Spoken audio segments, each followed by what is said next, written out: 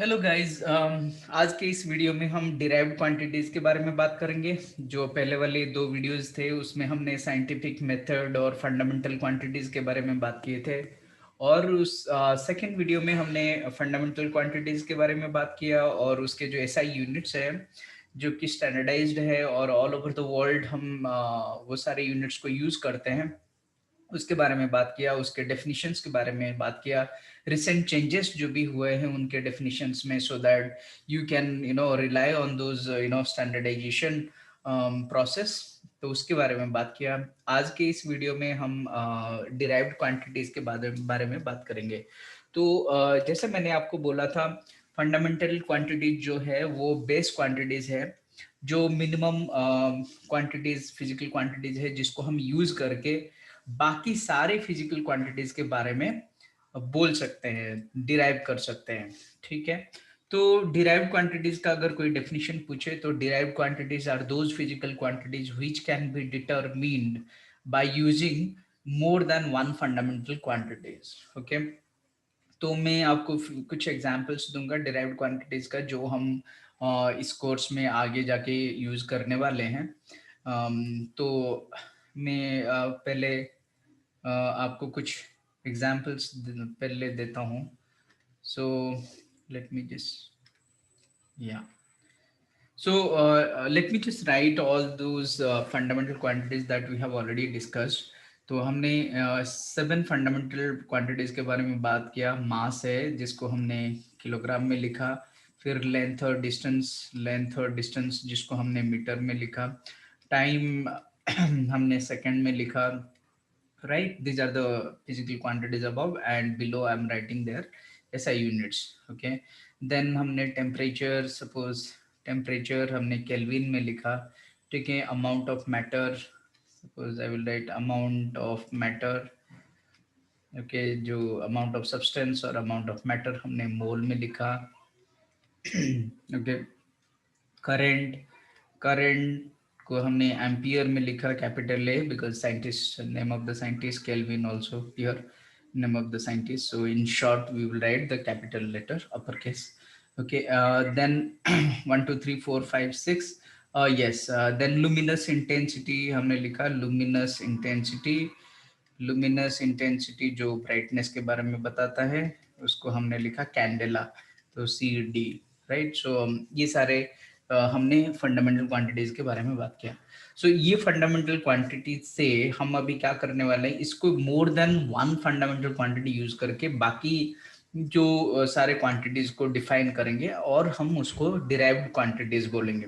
ठीक है, सबसे बेसिक जो है जैसे सपोज कोई बोलेगा कि हम स्पीड, स्पीड एक फिजिकल क्वांटिटी है, तो स्पीड अगर हमें डिफाइन करना रहता है तो स्पीड अगर डिफाइन करूंगा तो I will say the distance travelled upon time, right, और the total distance travelled by total time, right. तो डिस्टेंस अपन टाइम सिंपली अगर लिखूंगा, आगे जाके ये सारे डेफिनेशंस हम देखेंगे मैकेनिक्स वगैरह में। सो डिस्टेंस ओवर टाइम, तो डिस्टेंस हमने बोला, डिस्टेंस और ये वाला फिजिकल क्वांटिटी फंडामेंटल क्वांटिटी है, तो इसको अगर हम लिखेंगे distance by time that is speed, इसका अगर यूनिट हम लिखेंगे तो ये आ गया मीटर डिवाइडेड बाय सेकेंड, और इसको हम लिखते हैं ऐसे M S to the power minus one. Okay, S to the power minus one ऊपर जाके लिखेंगे तो M S to the power minus one metre per second हो गया। ठीक है, कोई बोलेगा okay let us define velocity, तो फिजिकल क्वांटिटी यहाँ पे अगर आप देखेंगे स्पीड में कितने फंडामेंटल क्वांटिटीज है, एक फंडामेंटल क्वांटिटी हमारा मीटर हो गया, दूसरा फंडामेंटल क्वांटिटी सेकंड हो गया, तो more than one fundamental quantity is used to determine one more physical quantity which is known as speed. So speed is a derived quantity. Now suppose somebody will say velocity, चलो velocity को define करते हैं, तो rate of change of displacement। ठीक है, displacement over time, ऐसे अगर खाली फॉर्मूला में लिखूंगा तो लिखेंगे displacement over time। ठीक है, डिस्प्लेसमेंट भी लेंथ का ही है वैल्यू, सो हम लिखेंगे मीटर और डिवाइडेड बाय सेकंड, और इसको लिखेंगे मीटर पर सेकंड। तो अभी ये दो फिजिकल क्वांटिटीज है, speed and velocity, their physical significance is different, they have different physical significances, but if you will see the unit, okay, they are measured by meter पर second और metre second inverse, right. सो ये derived quantity है। Similarly और कुछ derived quantity हम देखेंगे जिसमें मुझे more than one fundamental quantity use करना है टू डिफाइन दैट और to determine that derived quantity, ठीक है। तो फिर हम देखते हैं स्पीड और वेलोसिटी किया। सिमिलरली सपोज कोई बोलेगा एक्सीलरेशन, तो एक्सीलरेशन अगर लिखेंगे, acceleration is also physical quantity, derived quantity, okay. बाद में मैकेनिक्स में देखेंगे ये क्या है, rate of change of velocity है, तो इसको हम बोलते हैं वेलोसिटी डिवाइडेड बाय टाइम, ठीक है। अगर इसको, तो ये velocity divided by time, just हमने वेलोसिटी क्या है देखा, तो वेलोसिटी हमने लिखा मीटर पर सेकेंड में, क्योंकि वेलोसिटी वाज और displacement over time, so displacement over time is velocity, displacement over time जिसको हमने लिखा था unit wise metre second inverse ms-1। तो वेलोसिटी के लिए इसका अगर यूनिट डालूंगा ms-1 हो गया, और यहाँ पे टाइम के लिए सेकेंड हमने डाला, सेकेंड इज द ऐसा यूनिट दैट वी यूज, तो यहाँ पे हो गया मीटर s-2, ठीक है। Normally this is the way we should write, okay। You can also write this way, meter per second square, okay, but this is the best way of writing the SI units for any derived quantity, okay। well acceleration हो गया, तो acceleration का हमें मिल गया ms-2, right, this is the unit for acceleration। Similarly, if somebody will say, okay, let us now find out force, right, very normally we use force in most of the mechanical situation. Suppose force is a derived physical quantity. If you want to write, force is equal to actually mass into acceleration, mass into acceleration। just now I derived acceleration, acceleration का unit जो है ms-2 हमने देखा, velocity by time. बाकी मास का क्या है, मास का हो गया हमारा किलोग्राम यूनिट था, ठीक है। तो KG into metre per second square, तो लिखूंगा KG metre s-2, so this will be the unit for force, और इसको हम बोलते हैं न्यूटन। अगर पूरा नाम लिखूंगा साइंटिस्ट का, then I will have to start with the small letter, okay, lower case, और शॉर्ट में लिखेंगे तो कैपिटल एन। तो अगर ये न्यूटन जो है, न्यूटन को अगर हम लिखते हैं एसआई यूनिट फॉर्म में, सारे एसआई यूनिट के फॉर्म में, तो Newton is actually what, KG metre and s-2, इसको हम न्यूटन बोलते हैं, which is the unit of force, okay. तो ऐसे बहुत सारे डेडिकेटेड यूनिट्स हैं फॉर डिफरेंट फिजिकल क्वांटिटीज, और बहुत सारे फिजिकल क्वांटिटीज ऐसे हैं जिनको कॉम्बिनेशन ऑफ फंडामेंटल क्वांटिटीज के हिसाब से ही लिखा जाता है, right. And there is no actually dedicated unit for those physical quantities. ऐसे भी बहुत सारे एग्जांपल्स हम आगे जाके देखेंगे, ठीक है। तो फोर्स को हमने लिखा ऐसा newton, which is KG metre per second square. Similarly अगर suppose momentum is one physical quantity, you must have heard और we will see in the course later. Momentum is the amount of motion produced by an object. तो इसमें क्या होता है, momentum actually define हमने किया है mass into velocity, mass times velocity. ये फिजिकल क्वांटिटी है जो कि डिराइव्ड है ऑफ कोर्स, क्योंकि more than one fundamental quantities are needed, okay, to derive this momentum, जिसमें मास के लिए हमने केजी लिखे हैं, और velocity is what, displacement over time हमने ऑलरेडी डिटरमिन किया है, इसको लिखा है हमने ms-1। तो इसको हमने लिखा केजी मीटर सेकेंड इनवर्स।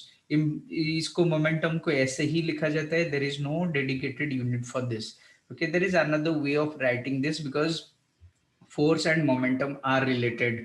तो अगर आपको फोर्स और मोमेंटम को in the form of force लिखना है तो भी आप लिख सकते हैं। Actually force is defined Newton second law के हिसाब से, हम आगे जाके पढ़ेंगे, del P by del T, change in momentum over time, okay. Just ऐसे ही लिखता हूँ सिंपली, मोमेंटम ओवर टाइम, ठीक है, मोमेंटम ओवर टाइम। तो उसके हिसाब से अगर लिखेंगे तो फोर्स के लिए डेडिकेटेड यूनिट ऑलरेडी है, you can write KG metre per second square, और यहाँ पे सेकेंड है यहाँ पे, तो ये वैल्यू मिलेगा।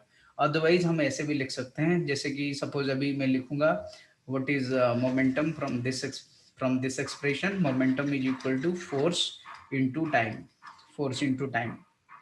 तो इसमें न्यूटन इंटू सेकेंड, तो ऐसे फॉर्म में भी लिखा जा सकता है। तो ये लिख सकता हूँ न्यूटन इंटू सेकेंड मोमेंटम को, और एक बार ऐसे हम ऐसे भी लिख सकते हैं न्यूटन इंटू सेकेंड, क्योंकि हमने देखा F is equal to del P by del T, तो यहाँ पे अगर चेंज इन मोमेंटम या फिर मोमेंटम लिखूंगा तो न्यूटन सेकेंड्स में भी लिखा जा सकता है।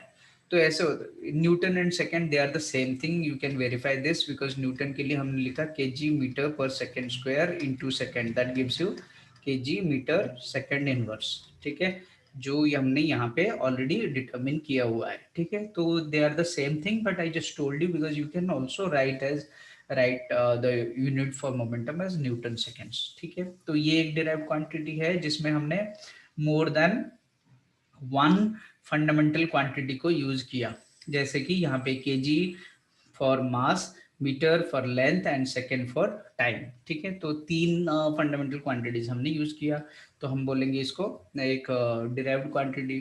ओके, और डिराइव्ड फिजिकल क्वांटिटी एंड उसका यूनिट जो भी है उसी हिसाब से लिखेंगे। फिर अगर किसी ने बोला इम्पल्स, इम्पल्स जो हम जस्ट लिखा मैंने, impulse is actually the change in momentum, you know, change in momentum del P here. ठीक है, नॉर्मली इसको इम्पल्स चेंज इन मोमेंटम है, इसका मतलब द सेम जो हमने पहले लिखा था वही न्यूटन इनटू सेकंड के फॉर्म में लिखेंगे। ठीक है, क्योंकि ये चेंज इन मोमेंटम मतलब mass into velocity, initial and final velocity mv minus initial velocity mu, I mean sorry, final momentum mv, initial momentum mu, तो डिफरेंस लिया तो उसका सेम यूनिट आएगा न्यूटन इनटू सेकंड। तो ऐसे हो सकता है बहुत सारे फिजिकल क्वांटिटीज हैं जिनका फिजिकल सिग्निफिकेंस डिफरेंट है पर यूनिट सेम है। जैसे कि मैंने अभी आपको बोला एक एग्जांपल में, speed and velocity. Speed and velocity actually physical significance is different, right? इस one is a scalar quantity, speed is a scalar quantity, velocity is a vector quantity. Okay, so completely different. If you will see mathematically also, rate of change of displacement and rate of change of distance. What is distance? Distance is actual path covered by the object. Displacement is the shortest path between 2 points directed from initial to the final. So they are different. Physical significance is different, but if you see the unit is same because it is the rate of change of some length. So that is always the same, meter per second. Okay. So there are many physical quantities where you will find the similar unit, but the physical significance of those quantities will be different. तो अलग अलग रहेगा उनका जो भी physical significance है, उसका जो मीनिंग है एक्चुअली कोई भी सिचुएशन में फिजिक्स में जो वो अलग रहेगा पर यूनिट सेम हो सकता है। ठीक है, तो ये हो गया। उसके बाद और कुछ फिजिकल क्वांटिटीज हम देखेंगे। फॉर एग्जांपल सपोज एनर्जी और work. Okay, if somebody will say define energy और वर्क, एनर्जी और वर्क का unit, sorry not define, energy और वर्क का यूनिट लिखेंगे। वर्क और एनर्जी इसको हम कैसे लिखेंगे, फोर्स इनटू डिस्प्लेसमेंट, ऐसा टाइप हम आगे जाके पढ़ेंगे क्या है वो इन डिटेल, बट अभी हम खाली यूनिट्स लिख रहे हैं। Force into displacement, force into displacement, force का भी हमें पता चला, फोर्स का क्या है KG metre per second square है, displacement is length again, so हमें मीटर मिला, तो ये हो गया हमारा KG metre square S minus two. इसको भी एक डेडिकेटेड यूनिट है जिसको हम बोलेंगे जूल। सो स्मॉल लेटर से स्टार्ट करूंगा, जूल ऐसे लिखेंगे, और इसको अगर शॉर्ट फॉर्म में लिखें क्योंकि ये साइंटिस्ट का नाम है तो इसको कैपिटल जे ऐसे लिख सकते हैं। एनर्जी और वर्क के लिए ये वाला होगा। तो इसमें भी आप देख सकते हैं more than one fundamental quantities are used, KG metre and second. Mass के लिए है, लेंथ और टाइम तीनों यूज हुआ है, तो ये भी एक डिराइव्ड क्वांटिटी है। देखते हैं और कुछ लिख सकते हैं क्या, पावर, पावर भी एक है, हम लिख सकते हैं power, power is actually what, energy upon time or work upon time, ability to do work. Okay, so we define it, later we will do in detail. So work, अगर मैं work का अभी लिखा kg metre square and s minus two, अभी हमने derive किया force into displacement factor से, divided by s second हो गया, तो ये हो गया kg, यहाँ पे मीटर स्क्वायर हो गया, s माइनस टू है और एक s माइनस वन चला गया, तो ये हो गया kg metre square and s minus three. ठीक है, ये इन टर्म्स ऑफ ऐसा यूनिट्स ऑफ फंडामेंटल क्वांटिटीज हम लिख सकते हैं। और इसका भी एक डेडिकेटेड यूनिट है जो कि हम लिखते हैं वॉट, WATT हम लिखेंगे, ये भी साइंटिस्ट के नेम से है। सो इसको भी अगर शॉर्ट में लिखोगे तो कैपिटल W लिखना पड़ेगा। तो ये एक हो गया, this is also derived physical quantity. अगर हमें और कुछ है जिसमें देख सकते हैं, suppose pressure, okay, pressure is one more derived quantity. So अगर कोई बोलेगा प्रेशर कैसे लिखेंगे, तो इसमें हम जस्ट डिस्कस कर रहे हैं. आगे जाके कोर्स में जब हम ये फिजिकल क्वांटिटीज का डेफिनेशन, बिहेवियर, कैरेक्टरिस्टिक्स के बारे में पढ़ेंगे और डिटेल में पता चलेगा ये फॉर्मूला और एक्सप्रेशंस कैसे हमने डिराइव किया, तभी देखेंगे. बट अभी हम फॉर्मूले पे ध्यान देते हैं क्योंकि हमें यूनिट्स के बारे में जानना है. ठीक है, तो प्रेशर अगर देखेंगे, प्रेशर का जो फॉर्मूला है force divided by area. Okay, force divided by area, the amount of force exerted per unit area, इसको हम बोलेंगे प्रेशर. तो फोर्स के लिए ऑलरेडी हमने लिखा है न्यूटन, लिखा है न्यूटन.